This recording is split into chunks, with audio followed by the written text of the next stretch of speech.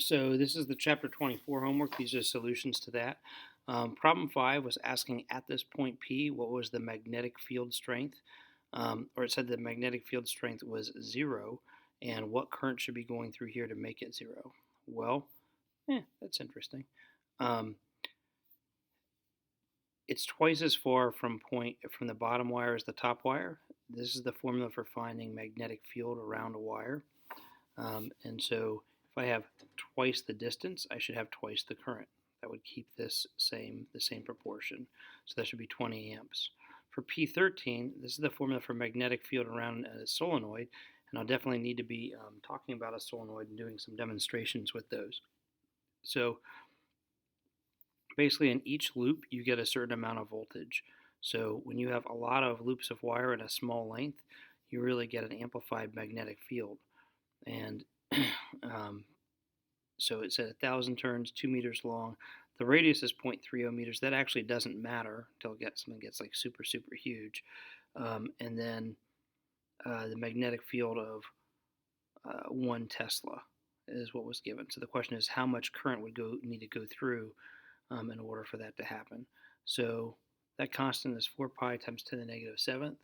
This is 1,000 turns. The length is 2 meters. The current's what we're trying to find.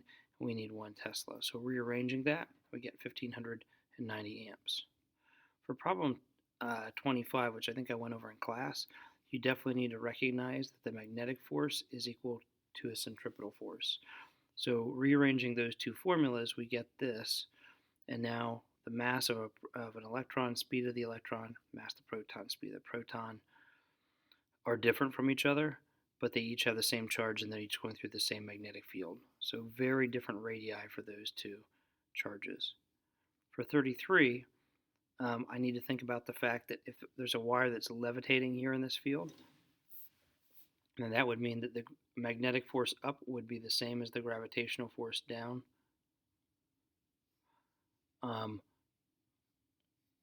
In this particular case, then this is equal to mg. So it says it was 2 grams, so 0.002 kilograms gives me 0.0196 newtons of gravitational force.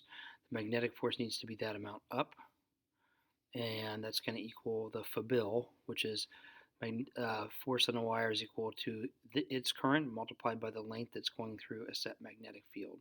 So in order for that to happen, we have to have a 0.13 Tesla field, and that would be directed out of the page. So we're using our right-hand rule, flat rule, to find the direction. In this particular case, we know that the magnetic force is up, so the face of our palm is up.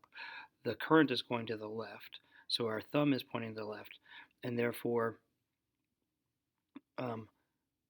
that tells us that the fingers, which is the permanent field, will be directed out of the page, in other words, toward you, the viewer. For problem 44, only the right part of the loop is going to cause a net force, because this part and this part, actually, if there's a little part here, first of all, we don't know the length of the wire that's there. Second of all, the current's going to the right up here and the current's going to the left down here, so that would actually cancel out. So with the current going downward for a field pointing in, we actually have force is going to be directed to the right. And then to find the amount of force, we use that formula again we've talked about. How do you get the current? Well, the current is equal to 15 volts divided by 3 ohms. Notice that I'm showing that clearly here. So I'm showing my work for this before I plug it in over here. For problem 46, this is the other one you asked me to go over. 200 volts across a 1 centimeter distance between the plates of a capacitor. We want to have an electron go straight through.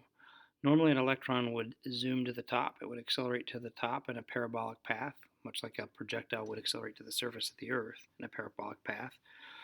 But it's saying we want a magnetic field that would cause us to move straight through. So again, I'm thinking about a free body diagram. The electric force upward would have to equal a magnetic force downward. So thinking about that, I can solve the electric force by knowing the electric field strength and the charge. So that's delta V over delta R. 200 volts over 1 centimeter is 20,000 volts per meter, and that's equal to 20,000 newtons per coulomb. So now that 20,000 multiplied by the charge on the electron will give us the force upward on the electron. That force has got to equal the force magnetic acting down on it. So that's equal to QVB. So that force, that charge, that V, solving for B is 0.002 Tesla. To figure out the direction, if it's an electron, we know that the magnetic force has to be down, so the face of the palm is down, the thumb is pointing to the right, and therefore the fingers are pointing into the page or away from you, the viewer. So, interesting thing here is charge is in both these formulas for magnetic force and electric force. So technically the amount of charge wouldn't really even affect this result. All that would affect it is the speed and whether the charge is positive or negative. I guess the electric field strength also.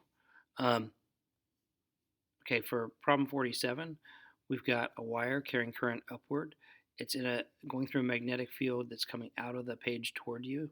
There's two springs, each with a spring constant of 10 newtons per meter. So basically that's a total of 20 newtons per meter. And then I can figure out if those were actually stretched 0.01 meters, that there's 0.2 newtons of force. So 0.2 newtons of magnetic force is causing the springs to pull back with 0.2 newtons of force from the spring. So here, that 0.2 newtons, 0.5 Tesla, current, and 0.2 meters is the length of wire that's in the field, or the length of field, I guess, the wire's cross-cutting through. So I get that it has to be a 2 amp current. So the spring is pulling back because it was stretched, and the magnetic force is pulling to the right opposite that.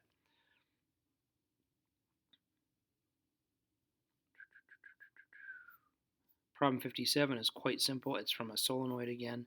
So we're looking for the magnetic field strength on the inside. Gave all the information, 240 turns, the length of it. I think it gave other information that was nonsensical. So 0.6 amps. And then it said that putting that around a ferromagnetic core like a nail increases magnetic properties by 100-fold. So that's actually pretty important. We should actually do something like that with a lab. Actually, I think I'll do that with a Tesla coil to help you think about that. So that's the homework for chapter 24. If you have any questions other than or things I didn't address, please ask me in class.